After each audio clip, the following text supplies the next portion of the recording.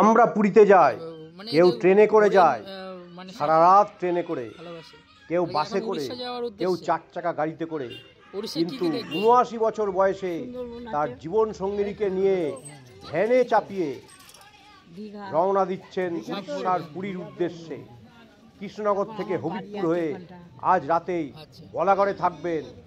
কালকে বলাগড় ঘাট পেরিয়ে তিনি মুম্বাই রোড ধরে সুন্দরবন, দীঘা হয়ে কৃষ্ণনগর থেকে এসছে। পুরী, উড়িষ্যার বিভিন্ন মন্দির দর্শন করবেন। এই বাকাদা ৭৯ বছর বয়সে তিনি দীর্ঘদিন ধরে সহধর্মীকে নিয়ে দেশ বিদেশের বিভিন্ন প্রান্তে তিনি তার ভ্যান গাড়ি নিয়ে ভ্রমণ করে বেড়ান।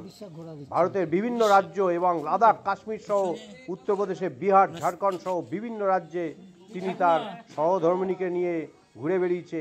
এমনকি তিনি তার স্ত্রীকে নিয়ে গত বছর কুম্ভ মেলা পর্যন্ত চলে গিয়েছিলেন।